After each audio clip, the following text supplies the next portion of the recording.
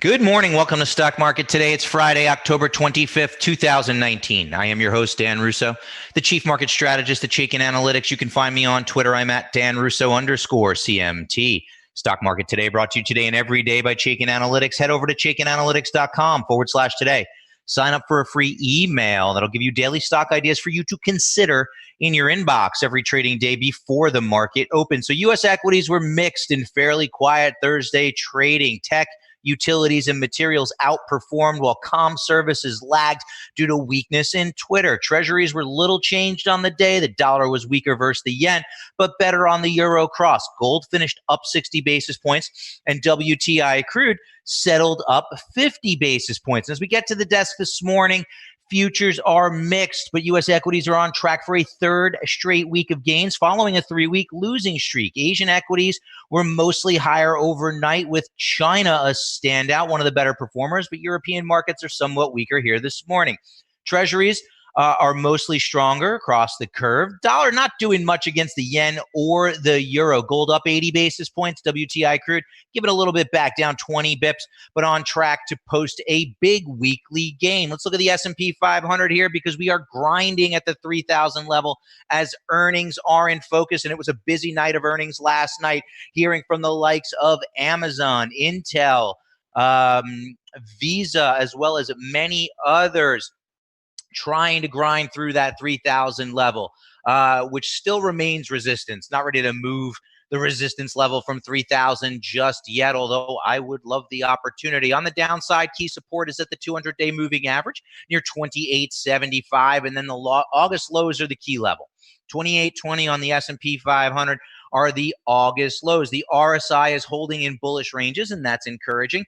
And Chaikin money flow remains on a bearish rating, but it's improving slightly of late. So indicators are mixed as the S&P 500 chops around the 3,000 level, slightly closing above that level yesterday, and we are looking for that opportunity to remove that resistance mark. Now, our market in a minute. What are we writing about in the note today to Chaikin Analytics clients? Well, it was a mixed session yesterday as earnings are squarely in focus. Semiconductors hold the relative breakout, and I think that's important in light of what happened with Texas Instruments. We'll take a look at that a little bit later in the show. The growth to value shift continues, and now there's some momentum behind it, and that is lending support to the industrial sector, but we're going to look at the industrial sector in a slightly different way. A little bit later on in the show, futures do point to a slightly higher open here today.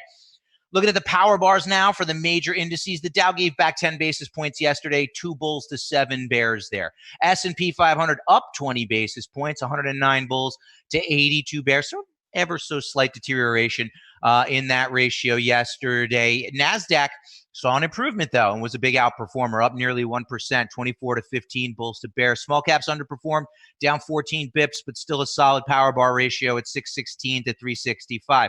Slight downtick in bonds. Tech was the big performing sector yesterday, up nearly 1.5%. Does have a power bar ratio that skews in favor of the bulls at 12 to 11, and obviously that was a big part of the outperformance on the NASDAQ for the day. According to the Chaikin Power Bar, small cap stocks, large cap stocks are somewhat bullish.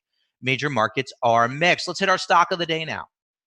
Auto-generated by our algorithm based on the Chaikin Power Gauge rating. Its reinsurance group closed at 156.84, up 12 basis points yesterday. Power Gauge rating very bullish due to attractive financial metrics and positive expert activity. Earnings and technicals are middle of the road. 20 factors, 5 in each of these 4 categories, give us our very bullish rating, and it's a strong trend above the rising long-term trend line. Strong industry group based on the power bars, but as I started to highlight this week, we're starting to see potentially a shift within the financials group, right? We looked at the banks yesterday. The banks were beginning to show signs of outperformance, and that could be coming at the expense of insurance, which has been a solid outperforming industry group. Now, for RGA, reinsurance group, it really is a mixed bag. Here's our very bullish rating met with an inline performer on the relative strength. We'd love to see that stronger. At the same time, the stock is overbought with bearish money flow, so really kind of confirming this sloppy, choppy trading range that we've been in since July, kind of similar to the market itself. No real reason to be excited about RGA here today. What we are looking for, however, is an improvement in relative strength. and the overbought, oversold indicator rounding down to an oversold position to set up a better entry opportunity should the group continue to be strong and start to show signs of outperformance on its own. So I think that there are shifts taking place in the market, and we're early days within those shifts. We need to give them some time to play out. But one of those shifts that I'm watching closely, because we have been bullish on insurance, is the fact that insurance on a relative basis does appear to be rolling over in the near term. So that's something we'll be watching very, very closely. Let's hit our sector tracker now. Movement of the major sectors over the last 5 days. A few strong days for energy here right now. We've been bearish energy.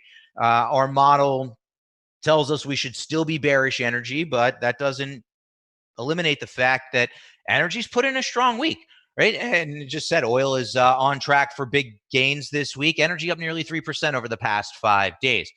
After that, the utilities group continues to hang in, even as yields chop around. Same with financials. Financials are acting well. We highlighted the banks yesterday. We could highlight the financials if we wanted to, start to take a look there. Financials are starting to show signs of outperformance, and I do think that that is interesting. I also think that that could be a function of this growth to value shift that's playing out. Financials are a big component of most of the value indexes, and so to the extent that value is outperforming, could be a tailwind to the financials. After that, staples, REITs, and industrials are middle of the road. We're going to take a look at industrials. Nice to see tech perk up, right? We've been talking about bulls want to see technology doing well because it is such a large weight in the index. Towards the bottom of the list now, healthcare, discretionary, and comms. Comms had a tough day yesterday. Twitter down around 20% following their earnings announcement. Discretionary is a broad group where you really have to drill down to the industry level, right? Home builders have been a bright spot. Retailers have been weak, but we're going to take a look at retail services here in just a second. It is our industry in focus today, and it's been an underperformer over the past 6 months, lagging the S&P 500 by 5.75%. However, the power bar ratio is neutral. 20 bullish stocks for 20 bearish stocks, and that gets it a rank of number 11 of 21 subsectors, so middle of the road. So what's interesting to me is, there's some opportunities in retail services, but then there are also the names you want to avoid. So it really does make sense to drill down. You can drill down on the holdings. The names you want to avoid: Ollie's Bargain Outlet, OLLI, very bearish rating; National Vision, EYE, very bearish rating; and Grubhub, a very bearish rating. And if we take a look at the ETF, you got to see the neutral rating. Our Power Gauge ETF rating for XRT is neutral. The trend is strong as the fund is above and now rising long-term trend line. And look what's happening here, right?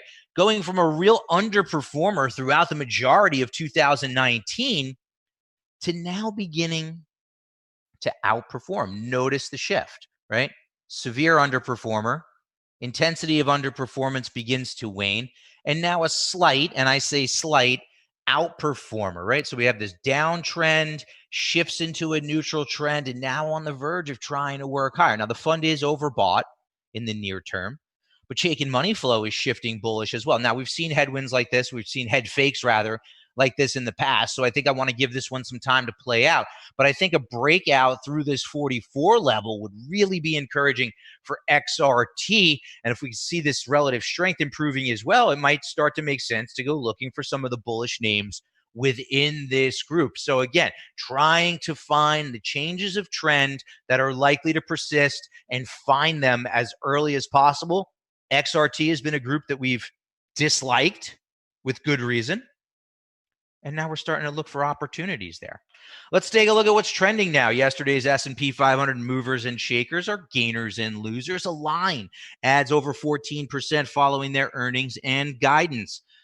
Lam, right? Everybody was starting to get worried about semiconductors because of what happened with Texan. Well, Lam comes out and puts up some good numbers and guidance, takes that stock higher by nearly 14%. O'Reilly, ORLY. The automotive stocks have acted really well. ORLY up 9% on the day yesterday following their earnings announcement. AMAT goes up 9%. Caught an upgrade from a sell-side shop in addition to being a derivative of the earnings announcement from Lam Research, LRCX. Finally, ALLE up nearly 9% on earnings. On the loser side of the board, right, comm services was under pressure, and there's your reason why at the top of that list. Twitter down 20% following their earnings announcement. ADS 13.5% to the bad following an earnings miss. Drillquip down 11% on their earnings. Baxter made an announcement that the company's audit committee has commenced an investigation into some intracompany transactions. That was enough to take that stock lower by 10% on the day, and eBay was down 9% following their earnings announcement. So let's dive into the charts now. On Fridays, I look at key themes and relationships, and at the risk of sounding redundant, we're going to look at my favorite.